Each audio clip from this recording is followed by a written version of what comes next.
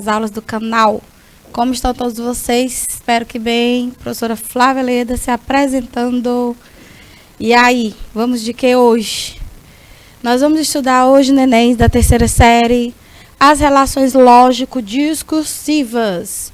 Esse assuntinho nunca é demais, né? Nós falarmos sobre ele. Por quê?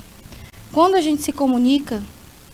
Ih, esse azul em cima do azul não ficou legal, não. Vamos botar um azul escuro. Pronto. Quando a gente se comunica, é preciso ter um mínimo de organização para que a nossa comunicação, os nossos intuitos em relação ao processo comunicativo sejam satisfeitos. Então, em um texto oral ou em um texto escrito, um texto verbal, é necessário lançar mão de certos mecanismos linguísticos para a organização dos discursos. Esse mecanismo é o que nós chamamos de lógico-discursivos, ou seja, eles estabelecem dentro do discurso, significa dizer, dentro da comunicação, uma lógica, ou seja, há uma organização para que, nesse caso, se estabeleça a chamada coerência, que é o fazer sentido propriamente dito. Boa tarde, Eriquinha. Como é que você está, meu amor? Tudo em riba? Prazer estar com vocês aqui, queridos estudantes que estão aqui conosco pelo chat do canal no YouTube. Érica, Odileia, acho que é o Odileia Dias. Buenas tardes. Deixa eu ver quem mais está aqui pelo IPTV. Baixa Grande do Ribeiro. Rosário. Ô, coisa boa.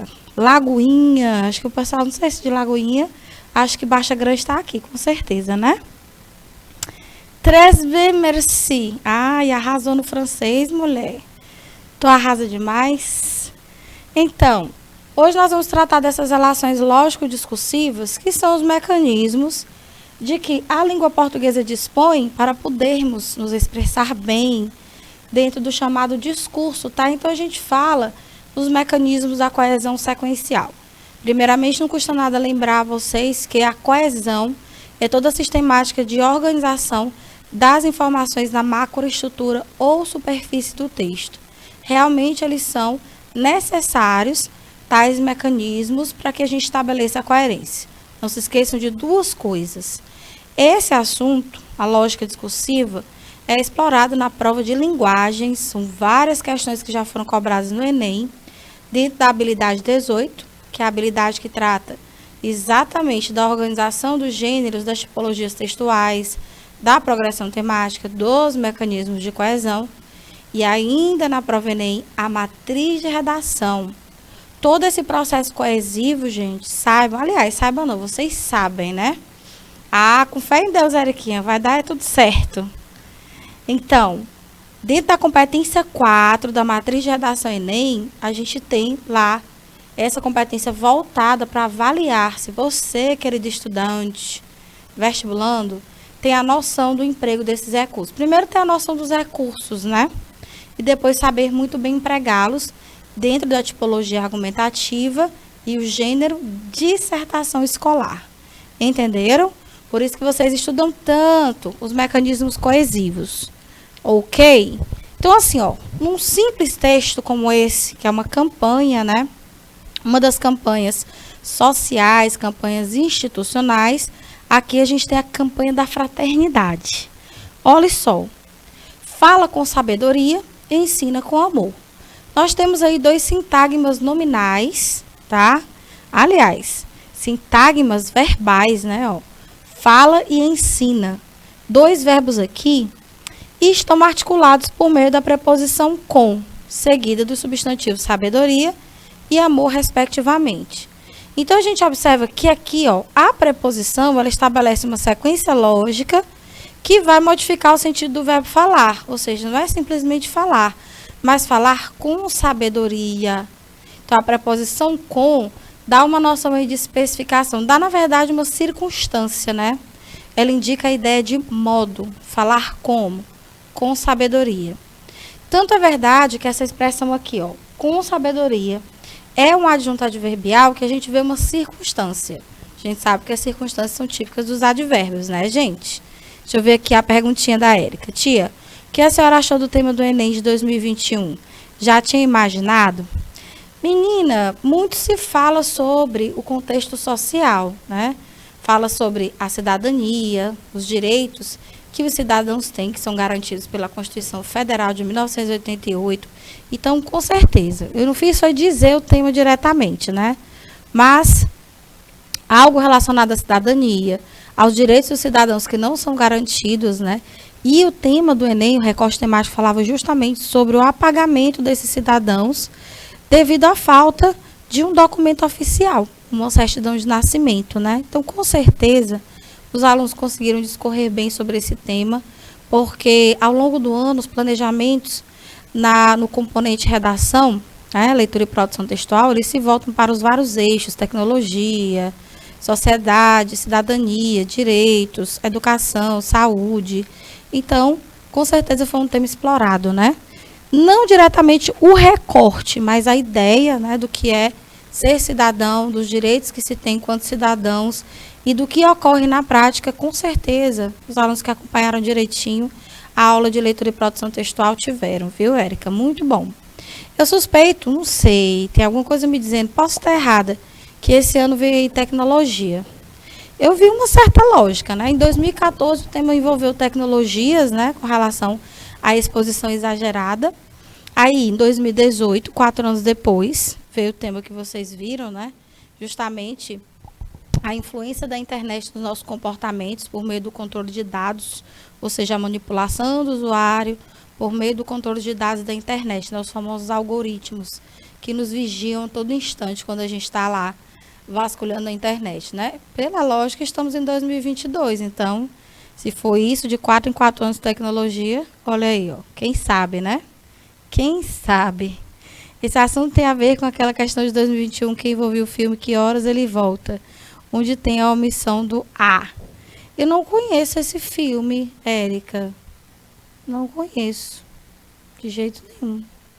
Mas se esse filme teve como temática, né, a negação dos direitos cidadãos ao indivíduo que não era reconhecido legalmente, né, dentro da sociedade, pela falta de um documento, com certeza, tá?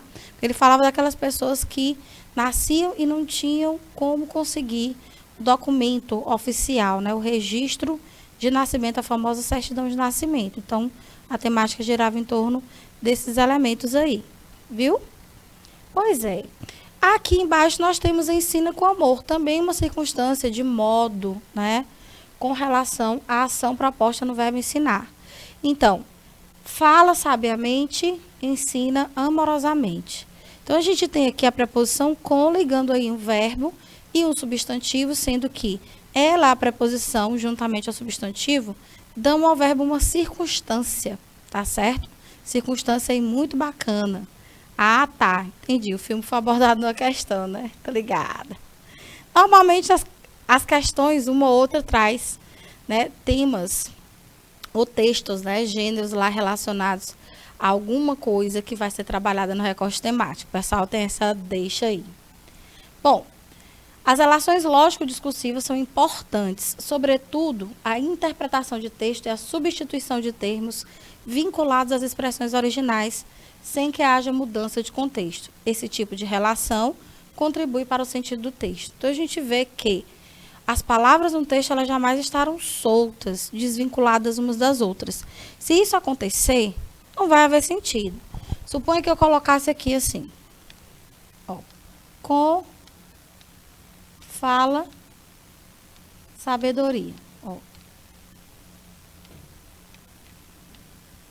Olhando para cá, uma simples alteração na ordem, na disposição dos termos dentro desse sintagma, provocou um total desconhecimento, um estranhamento.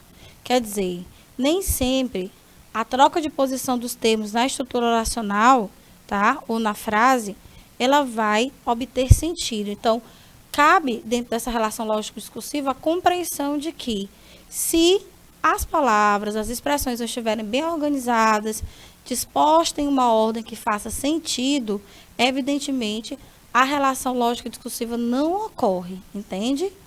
É assim que acontece esse processo. De resto, é estudar os mecanismos de que a língua dispõe para estabelecer as relações lógico-discursivas, tá? Ocorre que, dentro da coesão referencial, nós não temos operador argumentativo em si, mas temos recursos coesivos.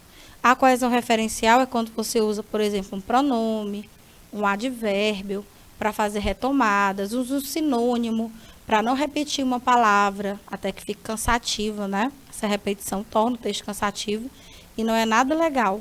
Você pode usar sinônimos, você pode usar pronomes pessoais oblíquos para fazer retomadas, tá? Desses termos. Então, por isso que o nome desse tipo de coesão é referencial. É quando um termo, de alguma forma, faz referência a um outro ou até a uma parte do texto. Tem pronomes que são capazes de retomar todas as informações anteriores a partir do ponto onde você vê esse pronome, o demonstrativo. Nessa questão é muito importante. Então, a gente vê que a coesão, ela demanda muitos conhecimentos da gramática tradicional, a chamada gramática normativa. Então, você precisa ser um bom conhecedor dos pronomes, um bom conhecedor da relação entre os verbos dentro das frases, das orações, dos períodos. Você precisa ser um bom conhecedor dos advérbios, das conjunções, das preposições, das relações que ocorrem entre as palavras, ou seja, a chamada coesão lexical, coesão por sinonímia, coesão por substituição, omissão, coesão por retomada, hipônimos e perônimos. Tem que conhecer tudo isso aí, tá? Então, olha aí. Progressão textual. Eita, habilidade 18 aqui da competência 6 fala muito disso aqui, gente. Ó, pode pegar aí a matriz de linguagem que vocês vão encontrar lá. Competência 6, habilidade 18. Progressão textual e às vezes você vê um sinônimo seguinte, progressão temática. Dá no mesmo. Repare. Érica estava falando do tema de redação deste ano, né, da prova impressa. É algo envolvendo a negação da cidadania àqueles indivíduos que por algum motivo não possuíram a certidão de nascimento, né? Então, uma pessoa como essa não consegue adentrar um hospital, não consegue se matricular numa escola, não consegue fazer nada oficialmente, tirar um CPF, um registro geral, o RG, não consegue porque o documento básico dela não apareceu por algum motivo, né? Então, dentro daquele recorte temático, o que é que a gente chama de progressão textual ou progressão temática? É justamente você criar parágrafos que vão o tempo todo, melhor dizendo, retomando as palavras-chave do recorte temático. Ou seja, a sucessão desses parágrafos tem que externar uma lógica, de maneira que você consiga ler fluentemente o texto do primeiro parágrafo até o último, né? E, normalmente, pela quantidade limitada de linhas, a dissertação escolar nos vestibulares é organizada aí, modelo Enem, por exemplo, em 4 parágrafos em geral, tá? A maioria dos textos é escrita assim. Então, a leitura de qualquer texto sempre envolve um movimento de retomada daquilo que foi dito em alguma parte, né? Essa retomada é justamente a referência que se faz para reforçar o tempo todo o tema. Então, esse movimento de retomada do que foi dado, do que foi exposto, tá? E de avanço na busca de novas informações, caracteriza a chamada progressão textual. Coesão referencial, muito importante nesse aspecto, assim como a sequencial também. Para que isso ocorra, é necessário que no momento da produção do texto, todos os pontos da produção estejam interligados e integrados. Essa interligação, essa integração diz respeito a você ter a noção, a competência para juntar essas palavras dentro de períodos que juntos vão formar parágrafos.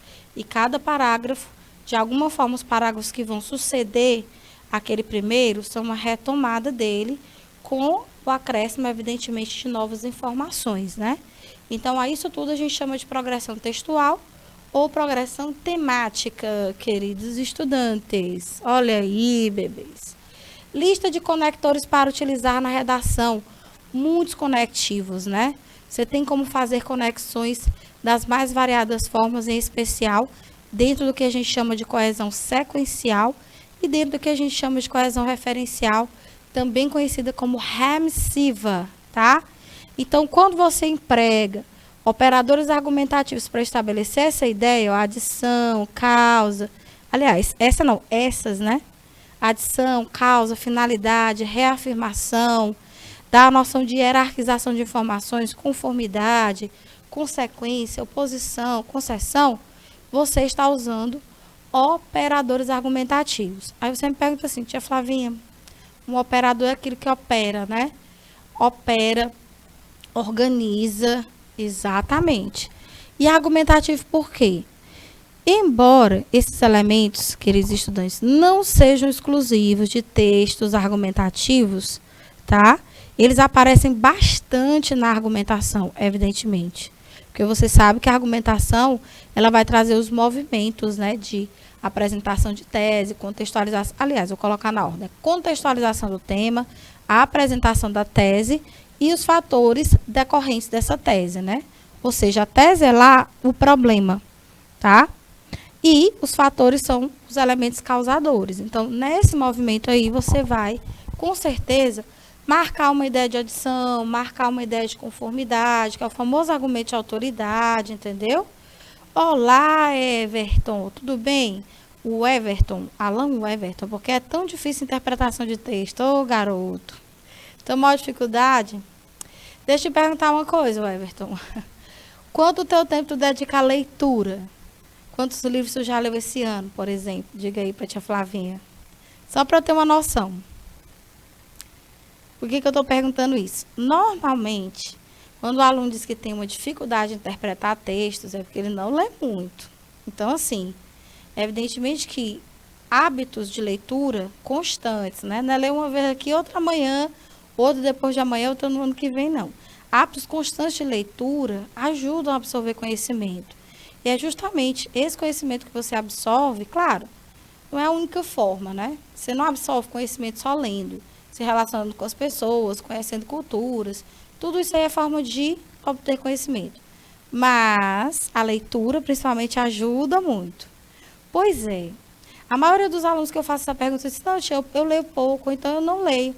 Então, a dificuldade vem daí. Porque, assim, quanto menos você conhecer sobre a organização dos textos, quanto menos você entender de gêneros, tipologias, maior essa dificuldade vai ser, entendeu?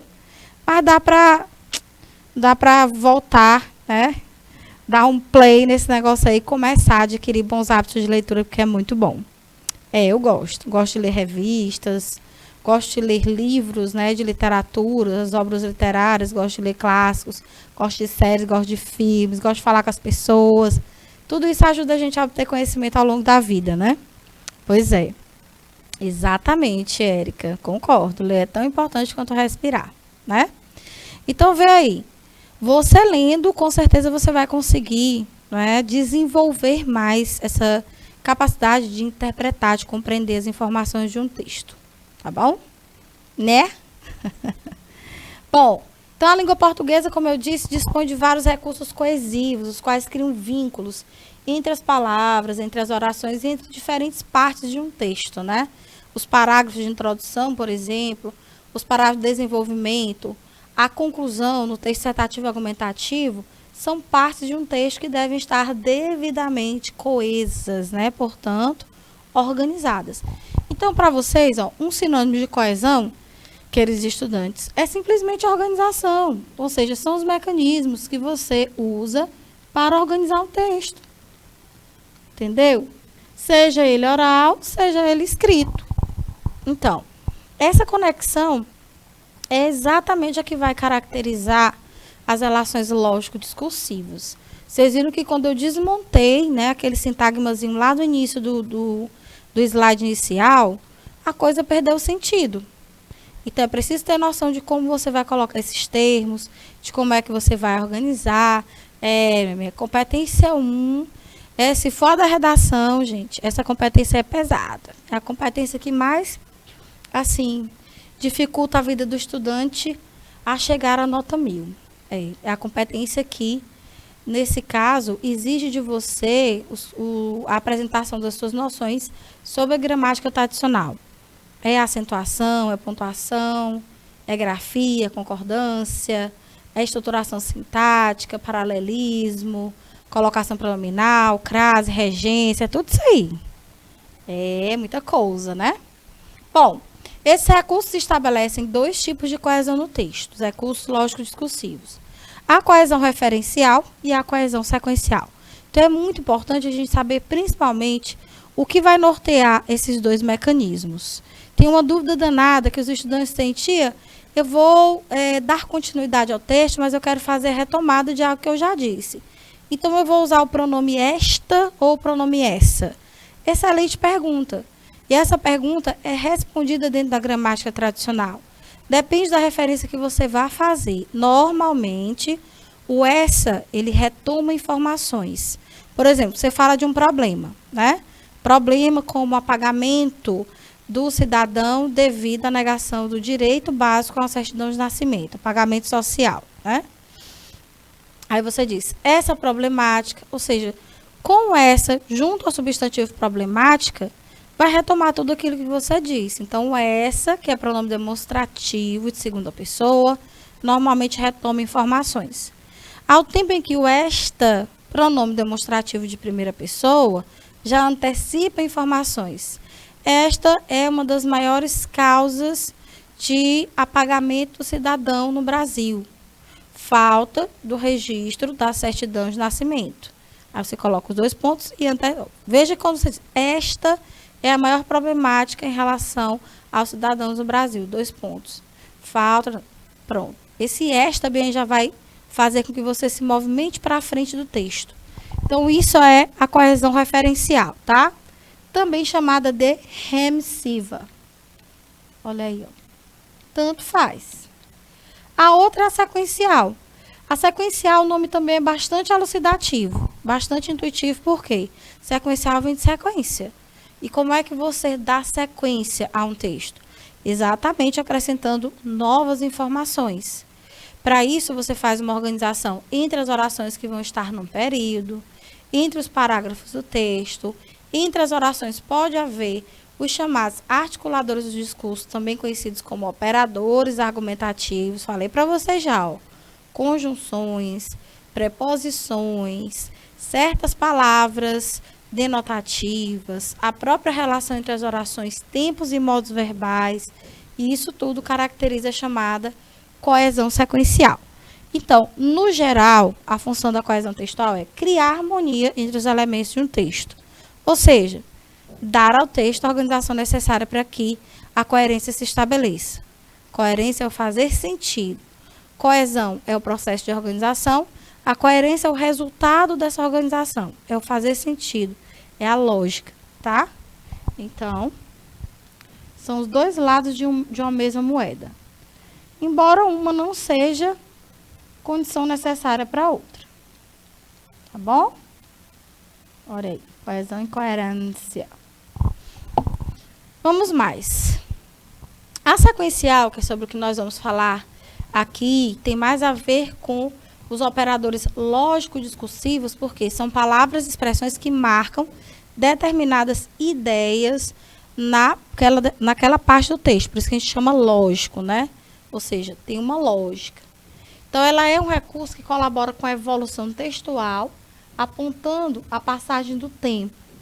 Esse mecanismo coesivo garante, portanto, as relações lógico-discursivas. Então, quando a gente fala em relação lógico-discursiva, a gente está apontando muito mais para a coesão sequencial, viu, nenéns? Muito mais.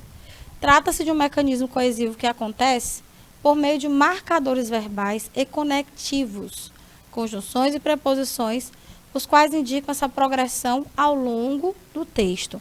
Pode ficar tranquilo e chamar esses conectivos ou conectores, dá no mesmo de operadores discursivos ou argumentativos. Eu até gosto mais de discursivo.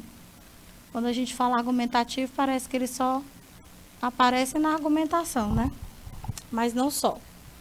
Dessa maneira, a coesão sequencial colabora com a estrutura textual, porque ela vai auxiliar nessa articulação, tá, dos sentidos, das palavras, frases dentro de um texto. E se não for utilizada de maneira correta, com certeza prejudicará o que eu chamei de sentido, o resultado, o efeito, ou seja, o fazer sentido. Então, se eu tenho o entendimento do texto prejudicado, eu vou chamar isso de incoerência, que ocorre por contradição, né? o indivíduo se contradiz ou simplesmente não consegue se expressar. Então, vejo que as relações sociais, gente, são extremamente, vamos dizer assim, dependentes dessa conexão entre as pessoas, né? Quando alguém não consegue se comunicar com o outro, por algum motivo, isso provoca o chamado ruído. Por isso, a gente precisa saber comunicar também para poder interagir com o próximo.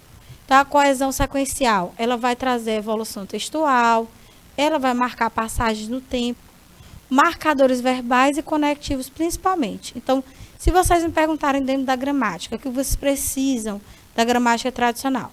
O que vocês precisam estudar com mais força para entender as relações lógico-discursivas?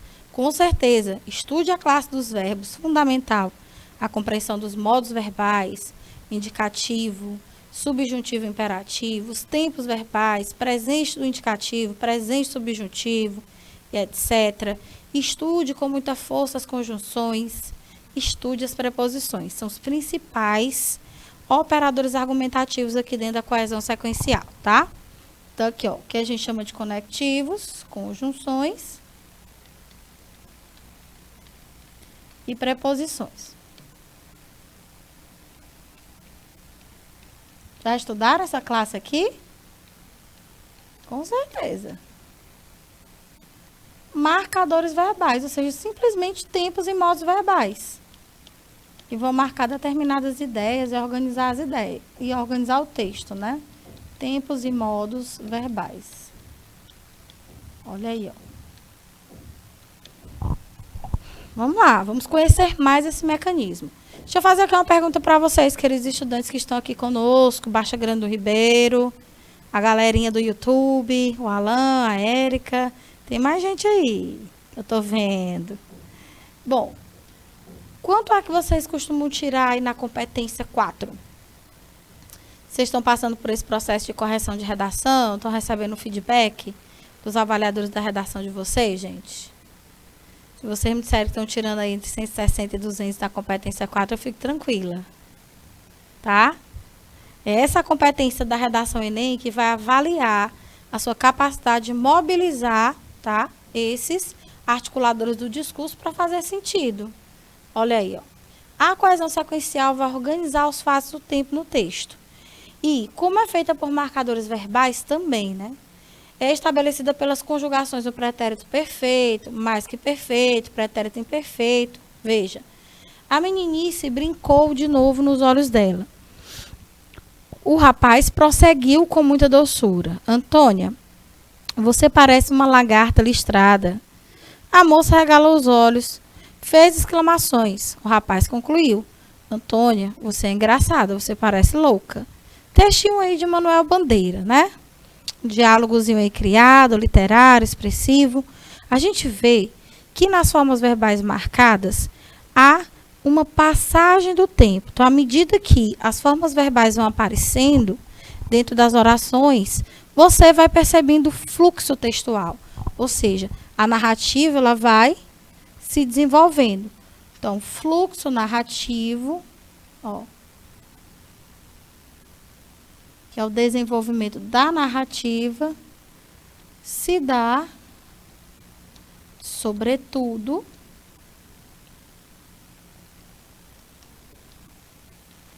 com tempos verbais, aliás, com verbos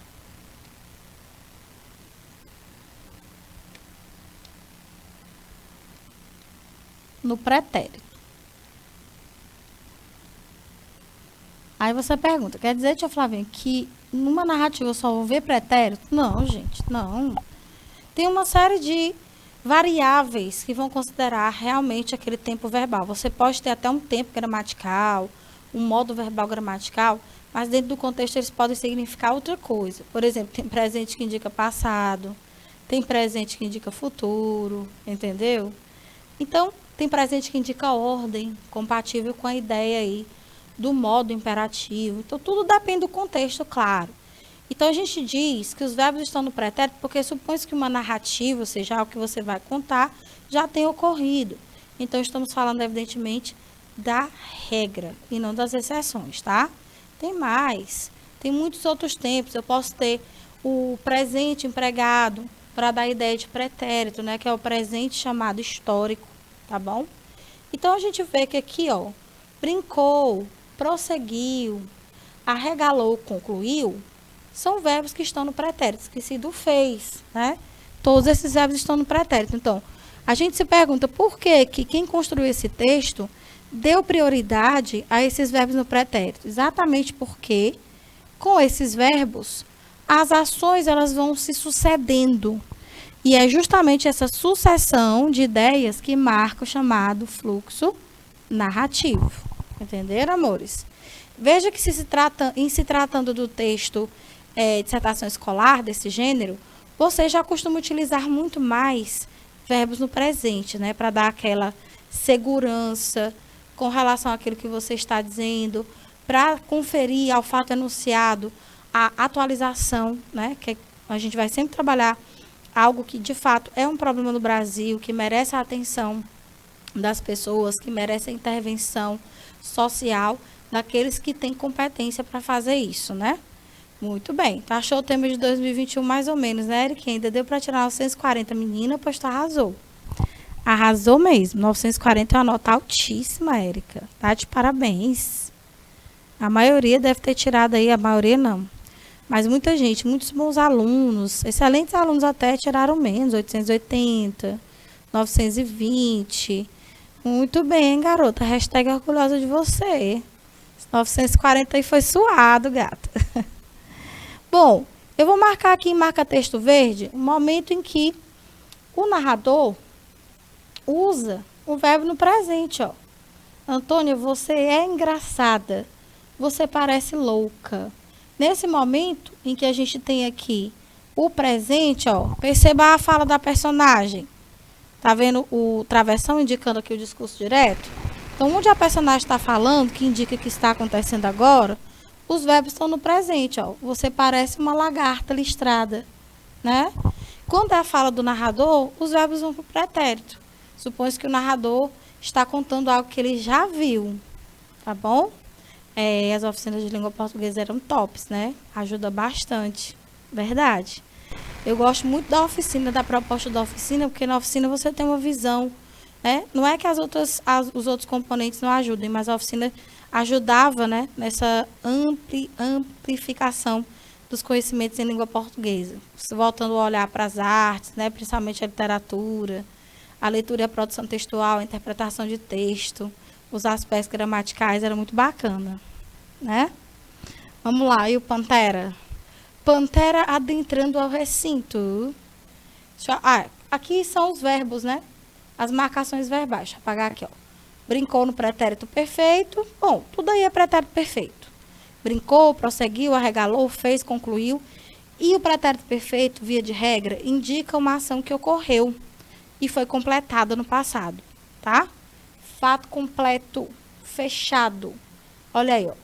Uma conjugaçãozinha para você lembrar do aspecto do verbo que é necessário, extremamente necessário essa conjugação, essa correlação entre os tempos verbais que vão fazer parte, principalmente, né, dos períodos, porque se não houver correlação, gente, aí você pode dar uma quebrada no paralelismo, tá? Claro que nos textos literários esse paralelismo pode ser deliberadamente, voluntariamente quebrado, para causar um determinado efeito de sentido. Mas, em gêneros textuais da ciência, da tecnologia, tá? Das áreas técnicas, com certeza, paralelismo tem que ser respeitado. Tu já estava aqui, Pantera? Na aula. Não tinha te visto aqui, não. Olha só. Aí uma noção da conjugação do presente, né? Pra gente relembrar o tempo que a gente conjugava muito verbo. Assim, né? Conjugar, que eu digo gramaticalmente falando. Eu estudo, tu estudas, ele estuda, nós estudamos, as tais estudam. O imperfeito. Gente, eu vou até dar uma diquinha para vocês, tá? Ajuda muito, principalmente com quem tem aquela dificuldade de diferenciar os tempos verbais. Você diz assim para mim, tia, eu não sei a diferença entre o pretérito perfeito e o imperfeito, eu não entendo isso. Calma, olha aí, ó. Vou te dar uma dica. Esse elemento aqui que eu estou marcando, ó. Ixi, usei o marca-texto muito espesso. Deixa eu pegar aqui uma canetinha que é mais fácil, ó. Esse elemento que eu estou marcando aqui para vocês é a vogal temática, tá? De verbos da primeira conjugação. Lembra aquela história da conjugação, né? Primeira conjugação A, segunda conjugação E, terceira I. Esse elemento que sobrou aqui, ó, o S, que eu tô colocando aqui a bolinha, aqui não tem, ó. O MOS, o IS e o M, são as chamadas desinências número pessoais, tá?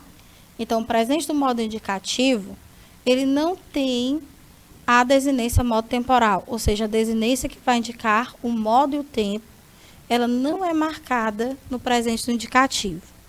Ela já aparece no pretérito imperfeito. Os verbos da primeira conjugação, gente, tem sempre essa marquinha aqui, que eu costumo chamar de DNA. Ó, esse vá predominando aqui ao longo das conjugações e a forma vé, que é uma variante desse vá na segunda pessoa do plural.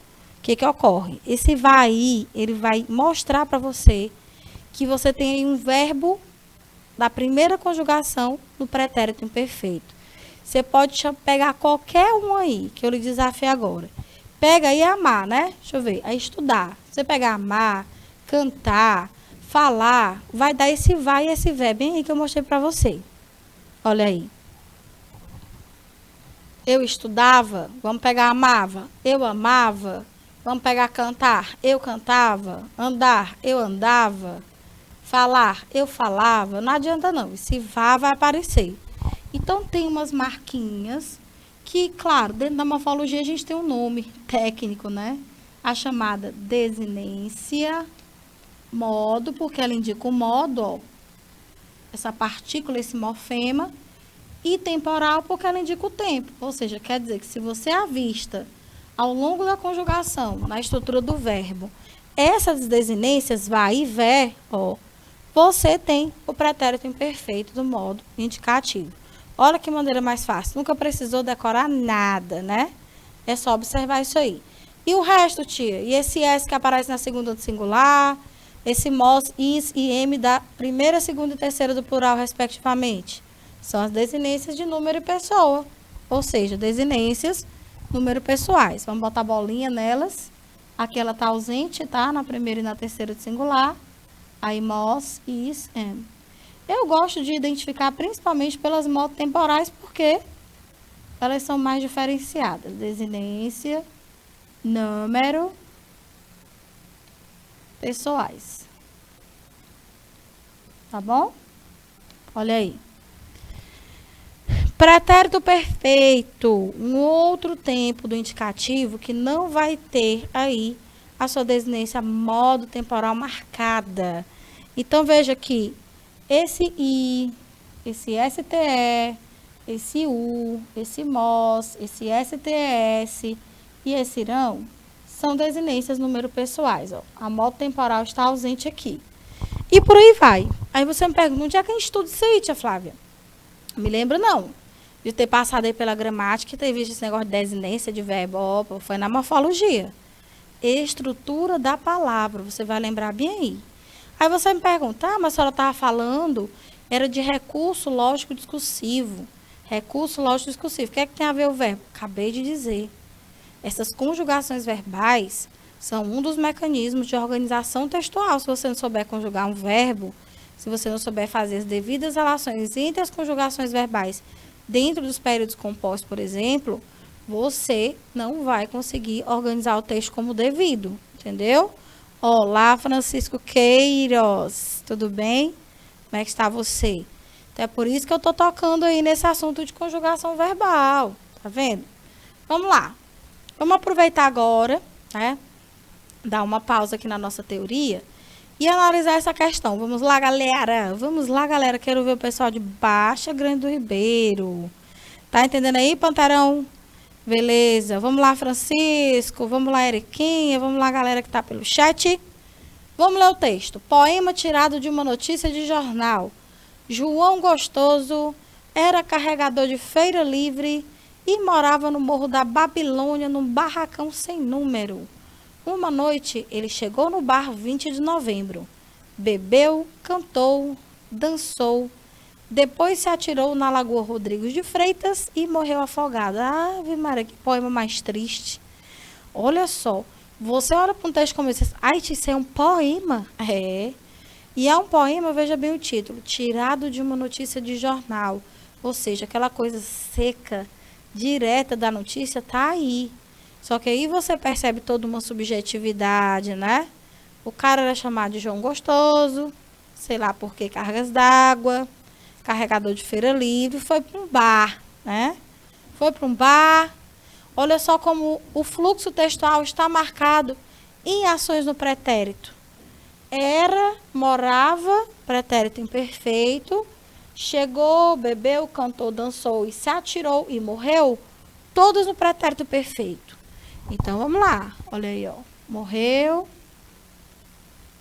pretérito perfeito, tá bom? Morreu, o que é mais pretérito perfeito? Aí pode pegar, chegou pra cá, cantou, parece aquelas atividades que a gente fazia ligando uma coisa com a outra, aí que massa. Se atirou, também pretérito. Agora que morava e era, a gente já tem o pretérito imperfeito. Pretérito imperfeito. Pronto. Bom, uma coisa a gente pode concluir que é mais do que óbvia, né? É fundamental para o fluxo textual dentro do poema, que é um poema curto, observar que o pretérito dominou aí nesse texto. Como eu tenho um pretérito, eu tenho uma série de ações que se sucedem, ou seja, ações marcadas no tempo passado. Eriquinha Fernanda já colocou ali o palpite dela. Texto de Manuel Bandeira, incrível Manuel Bandeira. As palavras destacadas no texto, e claro que você já arrasou, né, Eriquinha? São verbos, óbvio. E perceba como esses verbos atuam na organização textual, na lógica discursiva do poema, né? Marcando episódios que se sucedem no pretérito e culminam na morte da personagem João Gostoso. Uau! Letra C, nenéns. Muito bem, vamos mais. Ainda sobre esse poema. Observou-se no texto essa evolução narrativa caracterizada por marcadores verbais que, ou seja, marcadores verbais, gente, é a mesma coisa de verbos, tempos verbais, né? Observou-se no texto essa evolução narrativa caracterizada por marcadores verbais que, vamos lá, quero ver a galera arrasando na resposta. Retomam termos citados anteriormente, ou seja, os verbos fazem retomadas, pertencem, portanto, à coesão remissiva. Letra B, anunciam uma antecipação das ações, também coesão remissiva, porque esse marcador verbal aí vai antecipar as informações que acontecem mais à frente, é verdade? Determinam a passagem do tempo no texto, já que são verbos no pretérito, ou não permitem a progressão textual. Ou seja, os verbos lá marcados não permitiram que o texto se desenvolvesse. Letra C, Eriquinha? Sem dúvidas, né? Tia, eu queria ver um exemplo de retomada. Ó. Domingas é minha mãe. Eu a amo. Você tá vendo esse pronomear aqui que retoma Domingas? Isso aqui é, por exemplo, a coesão remissiva ou referencial, que a gente diz que faz por anáfora. Anáfora é quando a forma pronominal, anáfora, ela retoma uma informação. Então, se eu quiser saber qual é a referência do pronomear, eu tenho que voltar a Domingas. Ou seja, olha o recuo, tá vendo? Do outro lado, eu a amo. Eu a amo. Minha mãe. Domingas. Escrevendo assim, ó. Minha mãe Domingas é minha vida. Olha, ó. Escrevendo assim, você já vai perceber que o movimento do pronome a vai fazer com que você vá para frente, ó. Minha mãe. Então, é isso que a gente chama de movimentos, remissão, referência. Para explicar a letra D, Pantera. Claro, vamos lá. A letra D diz, não permite a progressão textual. Por que que ela está errada? Justamente porque a gente percebe que existe uma sequência de informações que culminam do início, né, falando um pouco da profissão do João Gostoso, onde ele morava, e o que que ele fez, né, desde o momento em que ele chegou ao bar 20 de novembro. Então, você observa que ele chegou, bebeu, cantou, dançou e depois se atirou na Lagoa Rodrigues de Freitas e morreu afogado. Ninguém sabe, porque assim, no último verso ele fala se atirou, né? Então, a coisa está numa sequência. Não faria sentido, por exemplo, Pantera, se a gente começasse o poema pelo último verso. Tipo assim, João Gostoso se atirou na Lagoa de Freitas e morreu afogado. Aí depois tu seguiria. Ele era carregador de feira livre, morava no Morro da Babilônia, né? Ele chegou no bar, ele bebeu, ele cantou, ele dançou. Então, assim, colocar um fato que está numa sequência para cima desordenaria o fluxo textual. Então, do jeito que está aí, está organizado sim. Porque você percebe o que ele fez desde o momento que ele chegou até o momento que ele saiu do bar. Apesar de o poema falar que ele se atirou, ninguém sabe se ele se atirou, se ele cambaleou e caiu na lagoa e morreu, né? Não sei se ele se atirou mesmo ou se ele cambaleou sem querer, foi uma fatalidade, enfim. Então, a letra D não é correta, tá? Demais. Prefere o realismo machadiano. Ah, Machado de Assis é um mestre, né? Manuel Bandeira é fantástico, né? Na poesia de Manuel Bandeira a gente tem a marca, né, biográfica dele, porque ele fala muito, né, da doença que ele teve, do sentimento de tristeza pela tuberculose que ele pegou, né? Inclusive, em certas construções dele, em certos poemas, ele é até irônico com relação a isso. Valeu, Panterinha! Top, garoto! Então, a resposta correta é a letra C. Muito bem. Trazer aqui as setinhas para cá, ó. Arrasam, garotos. Muito bem, estão muito bem de progressão temática, de lógica discursiva. Mais uma para a gente sobre esse texto maravilhoso de Manuel Bandeira. Os verbos estão, em sua maioria, no pretérito perfeito do indicativo. Ou seja, esse tempo verbal predominando, gente, olha só, escuta o que a tia Flavinha vai falar. Se você tem uma sequência marcada por verbos no pretérito perfeito, isso acelera a narrativa. Dá um efeito de rapidez a ela, você sabia? Por quê? Porque o pretérito perfeito, ele, em geral, ele marca ações pontuais e acabadas. Ou seja, quando ele diz, ele chegou, bebeu, cantou, dançou, se atirou e morreu, você vê que a coisa parece que foi rápida, né? Bem rápida. Carlos Drummond também amo. Então, eles indicam uma ação já passada e concluída. Qual dos verbos do texto não transmite a mesma ideia? Ou seja, eu tenho lá, como a gente analisou, pretéritos imperfeitos em era e morava. Qual é a diferença mesmo de sentido entre esses dois tempos verbais? Perceba que o pretérito imperfeito, sim, ele indica uma ação passada, mas isso não serve de referencial para diferenciar perfeito de imperfeito, porque os dois estão no passado. A diferença é que, no perfeito, você tem, como a própria questão já diz, o próprio enunciado, ações terminadas, concluídas. O imperfeito, ele indica uma maior durabilidade. Então, veja, raciocine comigo. Se eu disse para você que a predominância na sequência textual de pretérito perfeito acelera a narrativa, a torna mais rápida, o pretérito imperfeito, pela ideia de que essas ações aconteciam no passado e se repetiam, dá o efeito contrário, ele dá uma desacelerada. Então, quando ele diz morava, dá a ideia de que ele passou um tempo morando nesse Morro da Babilônia. Quando se diz que ele era carregador, quer dizer, ele passou um tempo exercendo essa profissão.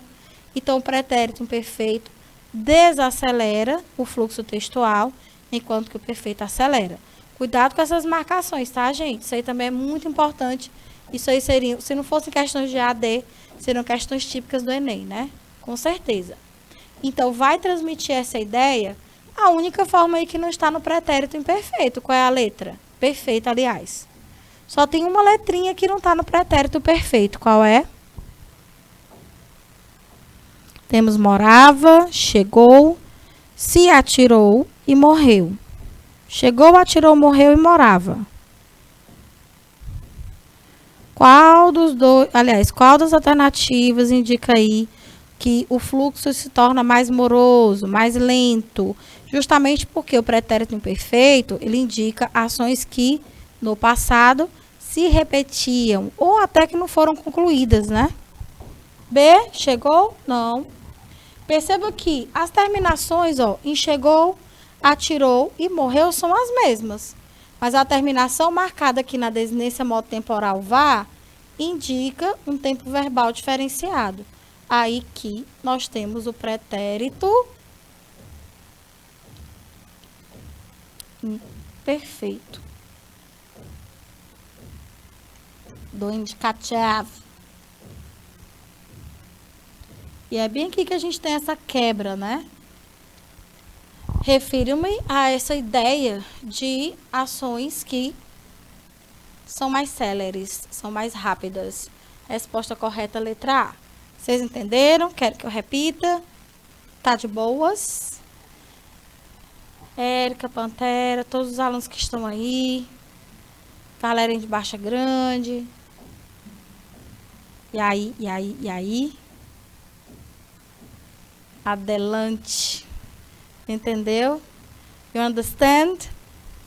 Se falar em francês, não. Isso é francês? Adelante. Adelante. Adelante. Ou seja, vamos adiante. Traduzir, Érica? Mais uma questãozinha. Vamos lá. Ainda dá tempo. Temos aí alguns minutinhos. Segundo o texto, João Gostoso morava no Morro da Babilônia, num barracão sem número. O emprego do verbo em destaque, morava, no pretérito imperfeito, transmite que ideia? Preste atenção, meu povo lindo. Vocês me ouviram falando que o pretérito imperfeito, ele se marca essa ideia de um passado não concluído ou de um processo que no passado se repetia. Adelante. É espanhol. Always. Já compreende. Essa menina é poliglota. Adelante. Deixante. Uma ação concluída, uma ação em andamento, uma ação que ainda vai acontecer, ou uma ação que passou, mas não foi completamente terminada. Vou consertar aqui esse O, que não é O, é A. E aí, gente? Viajante poliglota. Que mais, dentre as alternativas, se aplica ao pretérito imperfeito? Enquanto vocês vão pensando, tia Flávia vai escrevendo aqui umas observações importantes, ó. Deixar aqui registrado no slide. Pretérito perfeito. Ação passada. E concluída. Concluída. Enquanto que o pretérito imperfeito, imperfect, já indica, ó, um processo inacabado ou que se repetiu no passado.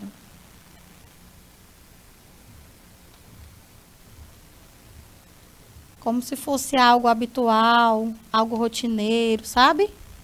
Essa é a noção.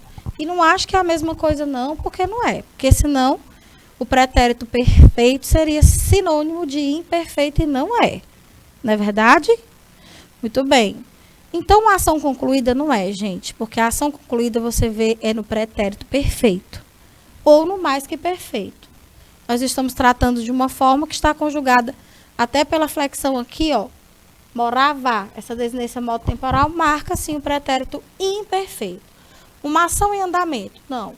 Para a gente ter uma ação em andamento, ou a gente usa um verbo auxiliar com o principal no gerúndio, estou fazendo, estou cantando, estamos viabilizando, ou um verbo no presente, eu faço, eu estudo, eu canto, entendeu? Uma que ainda vai acontecer, obviamente, é futuro, o que você não está vendo aqui conjugado, morava. Sabe como é que fica o futuro dessa forma aí, ó? Futuro do presente, morarei.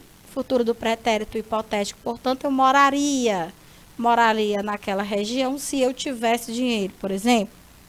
E aqui, ó, uma ação que passou, mas não foi completamente terminada.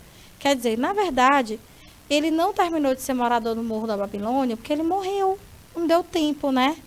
Ele parar de ser morador. Então, no momento da morte, né, ele era morador de lá. Por isso a importância, né, desse fluxo textual, dessa organização discursiva, a conjugação verbal é fundamental.